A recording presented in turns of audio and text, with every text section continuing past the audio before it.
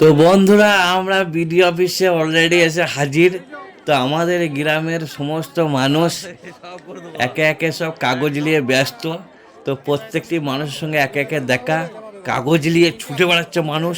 মানে কার পেন পড়ে যাচ্ছে, তা কার কাগজ পড়ে যাচ্ছে, তা কার থলি পড়ে যাচ্ছে, তা হুঁশ নাই। এরকম পরিস্থিতি এখানে আর এত ভিড়, এক জায়গাতে 250 লোক মোটামুটি প্রায় কম বেশি এই বুথেতে হিয়ারিংয়ের দিচ্ছে, ইন্টারভিউ নিচ্ছে। মোটামুটি একটা বুথে 250, তা কাগজপাতি নিয়ে এই যে আমাদের বিএলও সাহেব, উনি পারেশান হয়ে যাচ্ছে যে কী কাজ করেছি। বলছে আমার আয়ু 5 বছর কমে গেল রে ভাই, এই কাজ করতে গিয়ে বেশ ভালো ছিল।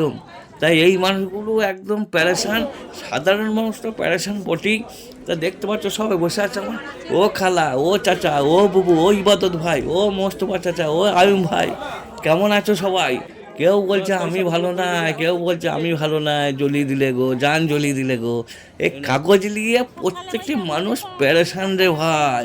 তো আমি এতবার নিয়ে এসছি, আমাদের 3-4 জন আছে বাড়িতে, 3 জন। তো আমি শৈশবত করছি আমারটা।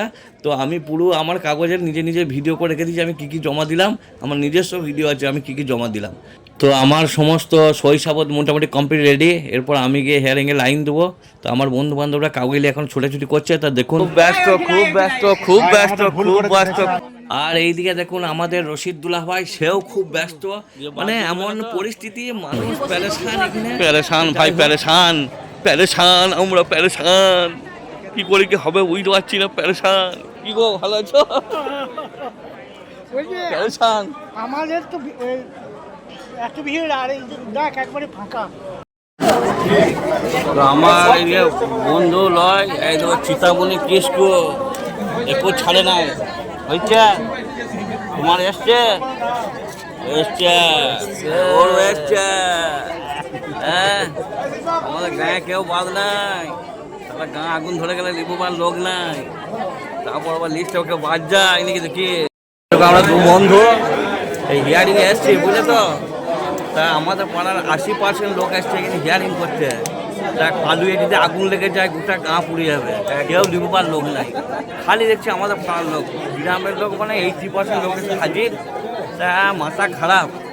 তো অলরেডি আমরা লাইনে দাঁড়িয়ে গেছি। এদিকে আমাদের ফারুক ভাই কাগজপাতি এনে দিলে, তো আমাদের মাথায় হাত, কি হবে ঠিক নাই। ওইদিকে কাঞ্চন ভাই বসে আছে সিঁড়িতে। তো সমস্ত মানুষ এখন মোটামুটি শেষের দিকে। তো এইদিকে আমাদের আদিবাসী একটা ছেলেকে ডাকছি, বলো ভাই এদিকে আয়, সব একসঙ্গে ঘর যাবো, ঘর যাবো।